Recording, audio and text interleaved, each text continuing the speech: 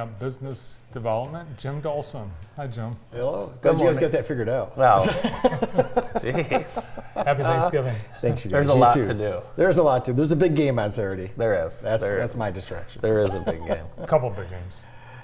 Yeah, a couple Yeah, big a couple games. big games. Yeah, the Yeah. Blooming Christie game. Oh and then, yeah, of course, that's right. Michigan. Yeah. Of course, Michigan. Yeah, game. that's right. So we just had folks from Mackey on, Yes. large company. Yeah. Today we're talking Yeah. a little bit about small business and Yes, they how were.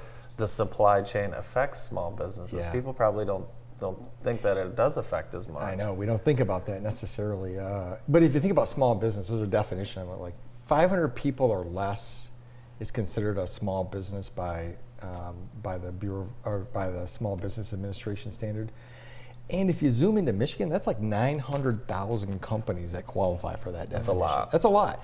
And if you narrow it down even a little bit more to like companies that are 20 and under, which we can all relate to, small businesses that are 20 people and under, there's like 20,000 retail shops, just, these are the smaller 20 and under crowd. And then 12,000 different restaurants. And I thought it might be interesting just to talk about restaurants. In Michigan? In Michigan, yeah. Wow, Yeah, so 12,000 restaurants in Michigan, 20 employees and under. Right. And so I thought it might be interesting just to talk about restaurants Yeah, and small business. everyone's got a story about a restaurant, whether it's short-staffed, sections closed. There's all kinds of factors. There are. If you think about it, we've seen this, but like just to kind of put them in buckets, there's with those companies that are like 20 and under, those restaurants, they're having trouble finding people. Mm-hmm. We talked about that last month. Paying people, finding supplies, and paying for supplies. Last month, I think I said that there were like 10 million job openings in the U.S., throughout the U.S. There's 11 million now, so it went up. Yeah, it didn't get any better. And I went and looked and what's a cook get paid in the in this Jackson County area? And these are just averages. But right now, a cook is making around $32,000 a year. It's not a tremendous amount of money, but it's up from where it was in 2019. So labor costs have scooted up. And if you look at supplies are hard to come by. Paper products of all things, really difficult to find. A lot of food products.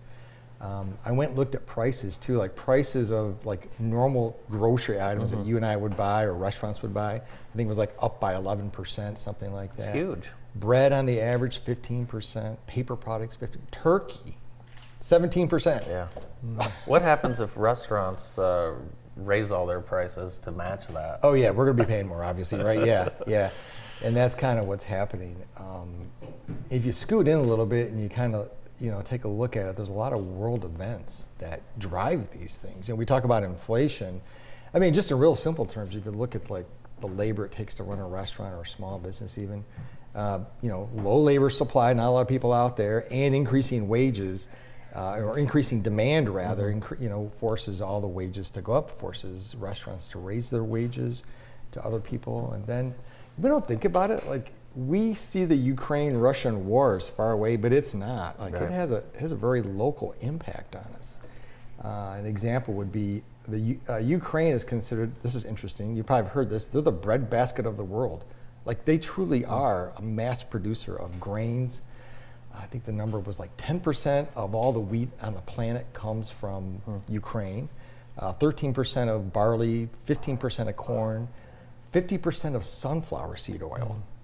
Comes from Ukraine. That's amazing. Who knew? And clear, obviously, Ukraine's not running at capacity with all of their exports. Yeah, and when that gets restrained, so we're going to talk about supply chain and impact. When that gets restrained, we feed turkeys grain.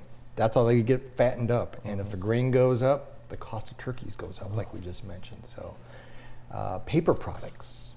We talked about paper products. The mills. There's a lot of paper mills that didn't make it through the pandemic, either through energy cost, machine problems, labor costs. They didn't make it. So, yeah, all those things are impacting suppliers.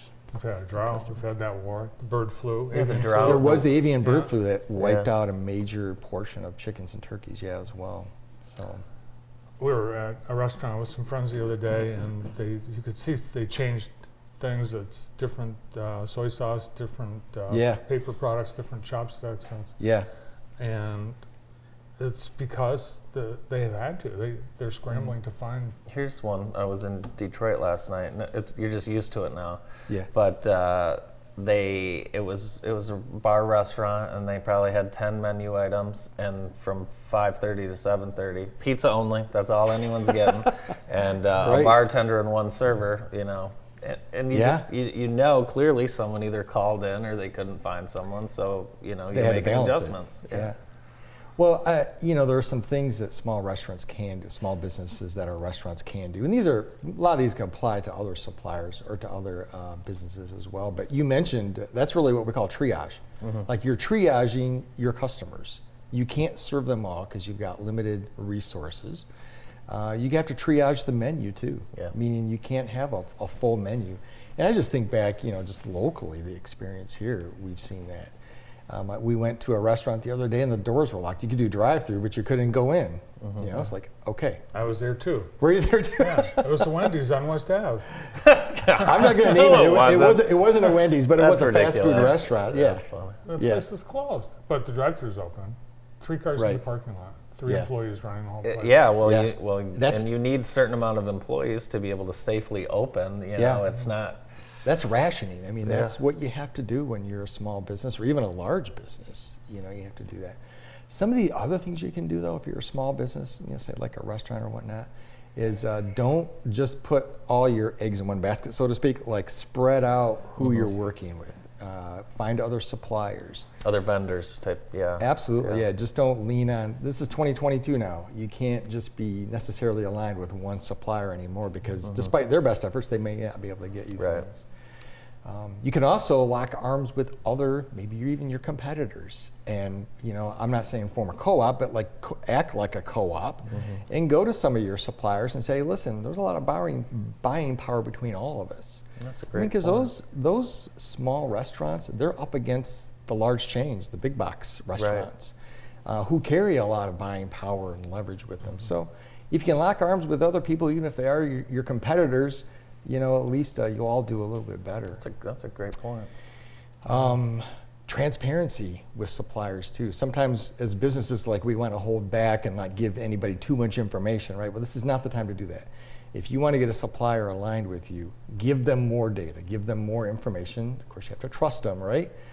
Give them more data, give them more information so they can help you. They can say, if you're a restaurant, maybe they know your forecast for volumes 2 and 3 weeks out on particular items. Other things you can do is, it's a little bit counterintuitive compared to the way we have been running businesses. There's just been this historical trend of just-in-time inventory, which means keeping your inventories low, so keeping your cash in your pocket instead of in your inventory.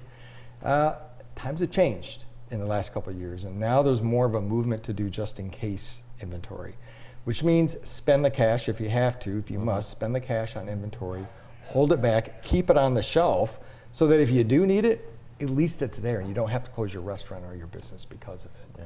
Yeah. And show mercy to the restaurant and restaurant workers. Yeah, continue to support. Large tips. Yep. I was a decent tipper before, but I became much more appreciative. Yeah, for sure. And tip them well.